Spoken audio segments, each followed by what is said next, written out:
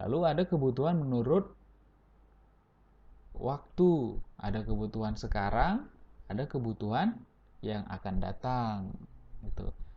Kebutuhan sekarang contohnya kalau kalau lapar ya kebutuhan, berarti yang kita butuhkan adalah makan. Kebutuhan yang akan datang itu adalah kebutuhan yang nanti, gitu kan.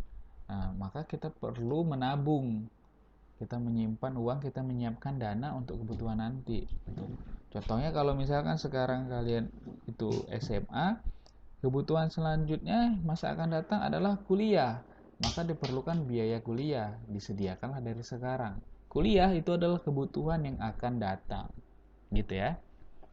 Oke, sekarang barang ya, kita bahas barang. Kalau tadi itu kebutuhan, sekarang kita bahas barang. Barang itu sebagai alat pemenuhan kebutuhan atau alat pemuas gitu. Kalau tadi kita butuh makan, maka alat pemuasnya adalah makanan gitu kan, nasi, roti dan segala macam.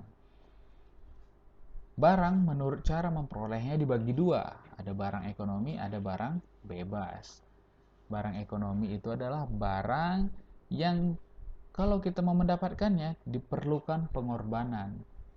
Contoh air dalam kemasan itu kita perlu uang untuk mendapatkannya. Tapi kalau air yang tergenang-genang di danau gitu ya, atau di mana ya, di paret, enggak ya, siapa yang mau ngambil air di paret. Nah, jadi kalau misalkan ada barang yang kita tidak butuh uang untuk mendapatkannya disebut juga barang bebas gitu. Jadi kalau barang ekonomi kita perlu uang, barang bebas kita nggak perlu pengorbanan, nggak perlu uang untuk mendapatkannya. Lalu ada barang menurut kegunaannya. Barang menurut kegunaannya dibagi dua, barang produksi, barang konsumsi. Barang produksi itu berarti barang yang kita beli atau kita dapatkan untuk kita produksi, untuk menghasilkan sesuatu. Contoh, barang produksi itu contohnya karet. Karet itu kita gunakan untuk menghasilkan lateks, gitu kan. Lateks itu juga masih barang produksi karena akan kita gunakan untuk memproduksi ban. Nah, jadi karet itu adalah barang produksi. Lalu barang konsumsi itu bagaimana? Barang yang kita beli untuk langsung kita gunakan. Kalau misalkan kita beli buah, langsung kita makan, itu barang konsumsi. Tapi kalau misalkan buah kita beli untuk kita jual lagi, ya kan? Misalkan jadi rujak atau jadi apa gitu kan? Atau jadi jus mau kita produksi. Nah, itu jadi barang produksi. Jadi tergantung ya. Buah itu bisa jadi produksi, bisa jadi konsumsi. Nah, tapi kalau misalkan roti yang udah jadi gitu kan, donat kita beli untuk kita makan, itu berarti barang konsumsi. Oke. Selanjutnya, barang menurut hubungan dengan barang lain. Ada barang substitusi, ada barang komplementer. Barang substitusi itu berarti barang yang saling menggantikan. Contohnya teh dan kopi. Jadi kalau misalkan nggak ada teh, kita bisa minum kopi. Nggak ada kopi, bisa minum teh gitu. Saling menggantikan.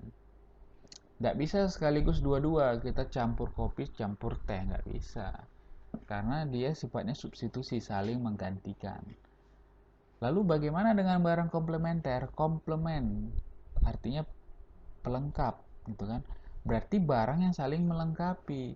Kalau teh itu harus dilengkapi dengan gula gitu kan, jadi kalau misalkan nggak ada gula maka nggak enak minum tehnya, nggak manis gitu kan, jadi teh pahit. Nah, walaupun ada beberapa yang suka, tapi hubungan antara gula dan teh itu adalah hubungan barang komplementer gitu. Oke, selanjutnya barang menurut proses pembuatannya. Ada barang mentah, setengah jadi, dan barang jadi. Ini contohnya saya Bang ambil karet tadi ya. Karet itu barang mentah, lalu diproduksi menjadi lateks. Lateks itu setengah jadi karena masih bisa diproduksi lagi. Lateks diproduksi menjadi ban gitu. Nah, ban itulah barang jadi gitu. Jadi itu ya, barang menurut proses pembuatannya. Ada barang mentah, setengah jadi, dan barang jadi. Karet, lateks, dan ban.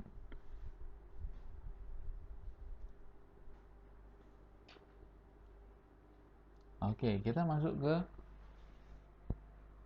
motif dan prinsip ekonomi.